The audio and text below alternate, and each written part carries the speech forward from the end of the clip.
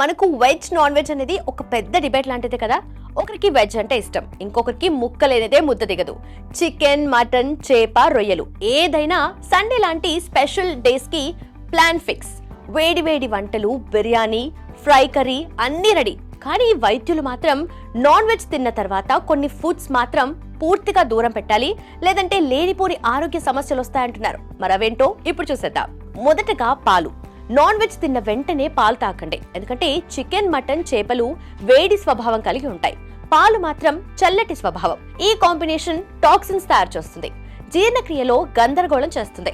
అలాగే పెరుగు కూడా అంతే. మనలో చాలా మంది ఫ్రైడ్ రైస్ లేదా బిర్యానీతో పెరుగు తింటారు, కానీ ఇది జీర్ణ ప్రక్రియను డిస్టర్బ్ చేస్తుంది. ఇక టీ విషయానికి వస్తే, నాన్ వెజ్ తిన్న వెంటనే టీ తాగటం కడుపులో మంట, అజీర్ణం, నొప్పి వంటి సమస్యలకు కారణమవుతుంది. మరొకటి ఫ్రూట్స్. మాంసాహారం తిన్న తర్వాత వెంటనే పండ్లు తినద్దు, ఇది జీర్ణ వ్యవస్థపై నెగటివ్ ఎఫెక్ట్ చూపిస్తుంది. అలాగే టాక్సిన్స్ కూడా పెరుగుతాయి. తేనెని కూడా దూరంగా పెట్టాలి. ముక్క తిన్న తర్వాత తేనె తీసుకుంటే శరీరంలో ఇన్ఫ్లమేషన్ పెరుగుతుంది, జీర్ణం కూడా స్లో అవుతుంది. జ్యూస్ విషయానికి వస్తే, చాలా జ్యూస్లు చల్లదనాన్ని ఇస్తాయి. ఇది నాన్ వెజ్ వేడి స్వభావంతో కుదరదు.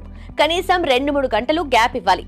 మొత్తానికి నాన్ వెజ్ తిన్నాక ఈ కాంబినేషన్స్ మాత్రం దూరం పెడితేనే కడుపు హ్యాపీగా ఉంటుంది.